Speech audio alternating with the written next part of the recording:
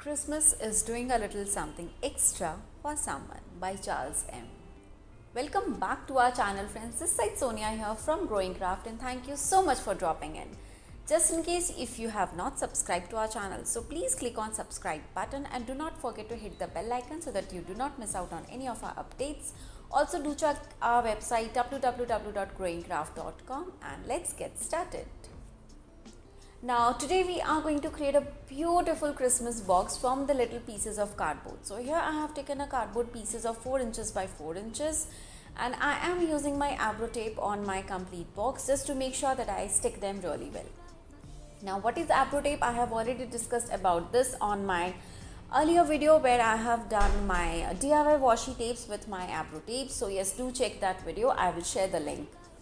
Now I'm just trying to assemble all the boxes here, and once I'm done with that, I'm going to take out all the excessive tapes from the sides. Now once I'm done with the base of the box, now it's time to add the bottom. Now for that again I'm using the cardboard piece of the same sizes. Now these are not the regular cardboard, these are the special cardboards which I use for my scrapbook covers making, and they are absolutely amazing. Just in case if you want to buy the link of these, you can just check the description boxes. Now here I am done with my box making, and just to add a little more strength, I am going to have a little more coat of my Abro tapes here. So yes, if you don't have Abro tape, you can check out other options too, but I can really vouch for these Abro tapes. They are absolutely amazing to use for. Just adding a little more strength is going to make sure that your boxes are really lasting long, and whatever the work you do is going to of course add a little more extra effort to it. Now here we are done, and I'm just adding up a finishing work to it. Once we are done with this, then we are going to start with the lid of our boxes. Yes, of course, even for the lid I'm going to take the same piece and I'm just going to make a little more strength to it with adding my tape. Now in this lid I'm not going to add any hinge or any binding to it because I wanted to have a separate lid to my box. So that's the reason I have not added any hinge or anything to this particular lid. I'm just going to keep it as a separate piece for my box covering. Now once I'm done with my finishing and the touch up of the boxes, it's time to start working with my decoupage napkins. Now here this is my favorite water brush technique. This is super easy. You just need to dip your any thin brush in the water and make a nice border around the designs you want to have. Once you're happy with that, then you just need to take out the designs, whatever you want to use it, peel it off, remove all the plies, and then it's so good to go to with any of your projects. Now here I'm using decoupage napkins. If you want, you can even use your decoupage papers, you can use your pattern papers, you can use your transfer me. There are so many variations available in the market. I will try to share all the links possible in the comment description box below. You can check that. So my trimming work is done and it's time to prep up our base. Now of course whenever we are doing our decoupage work, it's very important to prep up our base, and here what I have is my heavy gesso. And I'm going to have good 1 coat of gesso on my box on all the outer sides, the visible parts wherever I'm going to work with my decoupage napkins.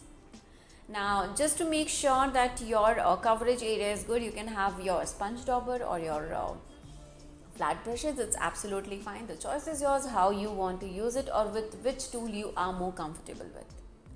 Now I am going to cover my lid also and my box also. On the inner side I'm not going to work much because I'm going to fill it up with the candies for gifting. So yeah, it's absolutely fine if you want to cover up the inner spaces or you want to just put up the wrappers inside. It's absolutely fine.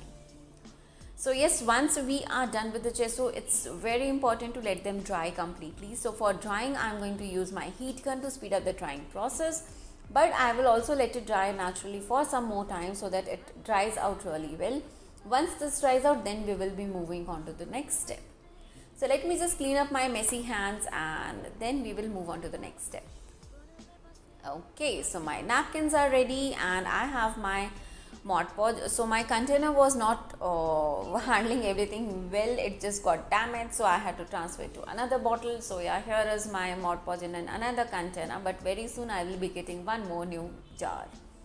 So wherever I want to have the design, I am going to have my Mod Podge, and then I'm going to make sure that I stick my napkin well. Once I'm happy with that, then I will move on to the another side.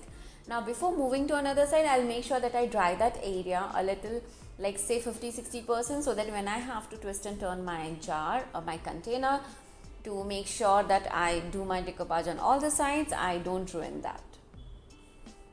Okay, now here we are going to overlap the napkins. Now this is the beauty of doing your decoupage art, that even like I knew my napkin is not very big in size, so I had to use the bits and pieces, so it's absolutely fine to overlap them.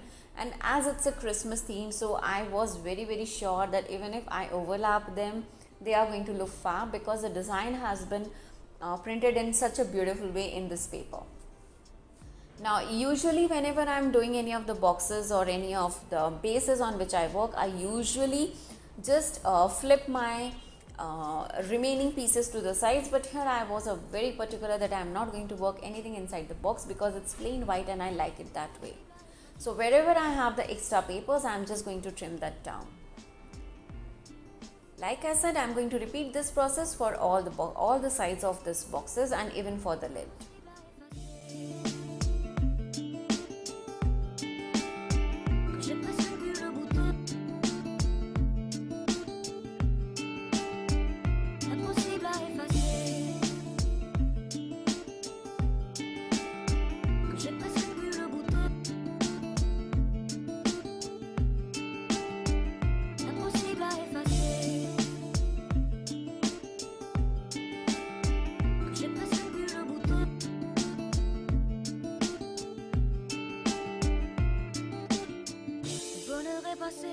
À deux doigts de nos lèvres, deux doigts si fins que j'ai presque pu le goûter, le bonheur à sculpter de son ciseau d'orfèvre, des souvenirs impossibles à effacer. Le bonheur est passé à deux doigts de nos lèvres, deux doigts si fins que j'ai presque pu le goûter, le bonheur à sculpter de son ciseau d'orfèvre, des souvenirs impossibles à effacer. Que j'ai presque pu le goûter.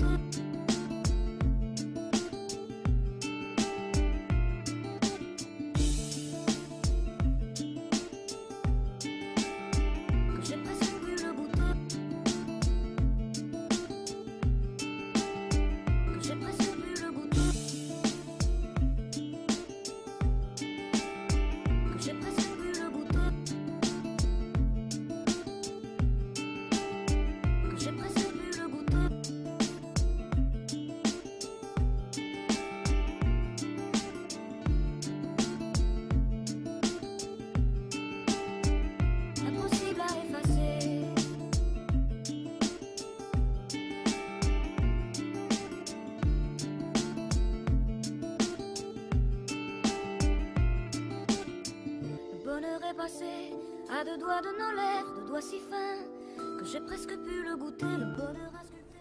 So my decoupage work has dried out completely. Now it's time to move on to the next step. Now here I'm going to have my red color paint on the borders. Now this is just to add a little more drama to my Christmas theme box, and this is really going to make sure that my box looks more of a Christmas theme. And of course the white color, the red color, the greens, and the later on the color blending work, what we are going to do, they are going to look really beautiful.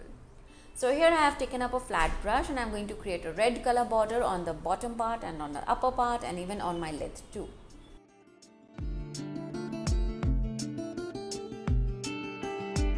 Impossible à effacer.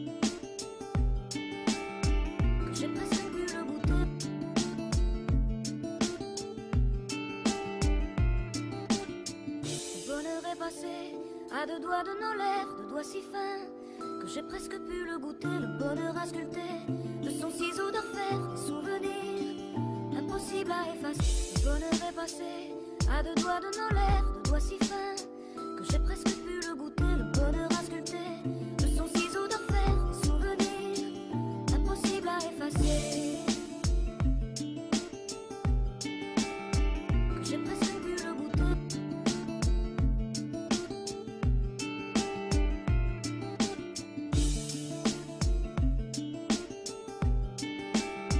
Que j'ai presque pu le goûter. Que j'ai presque pu le goûter. It's time to add up my varnish here, and here I'm using my water based varnish. I'm going to apply this coat so that later on when I do my color blending technique, my color does not bleed at all. So once I'm going to finish with my varnish work, then I'm going to let it dry, and then we will move on to our color blending technique. So for this, of course, I'm using my heat gun, and this was really quick. So finally it's time for the color blending. Here I have taken up a brown color acrylic paint. Yes, you heard me right. I am using acrylic paint for my color blending technique, and a lot of water, because whenever I do color blending, I am so obsessed with the water that I tend to use a lot of water here. Now initially when I started doing this box, I had just thought that I'm going to just color up the edges, but then later on in the video you will realize that I ended up coloring my complete box with a tinge of brown, because it was giving it such a nice vintagey Christmas look, which I really liked.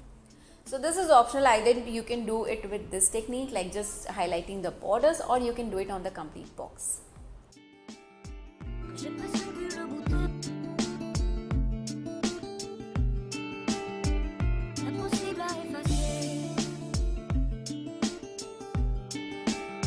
Que j'ai presque pu le goûter. Impossible à effacer.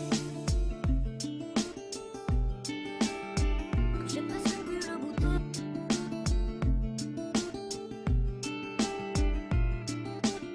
Le bonheur est passé à deux doigts de nos lèvres, de doigts si fins que j'ai presque pu le goûter, le bonheur à sculpter de son ciseau d'enfer, des souvenirs impossibles à effacer. Le bonheur est passé à deux doigts de nos lèvres, de doigts si fins que j'ai presque pu le goûter, le bonheur à sculpter de son ciseau d'enfer, des souvenirs impossibles à effacer.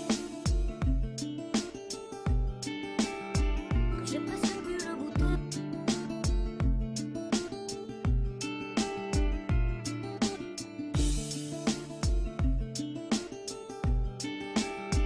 Que j'ai presque pu le goûter.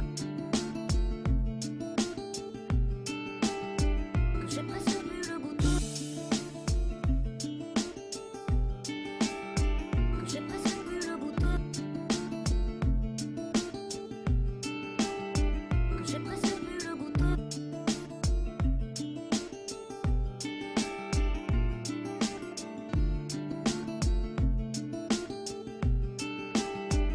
Impossible à effacer. Now as we are done with the coloring with the brushes here, it's time to just wipe out the extra colors. So for this, either you can have a nice clean cotton fabric cloth with you, or you can just have a kitchen towel or any extra tissue paper. It's absolutely fine. You just need to dab a little more and make sure that you remove all the excessive colors from your bases.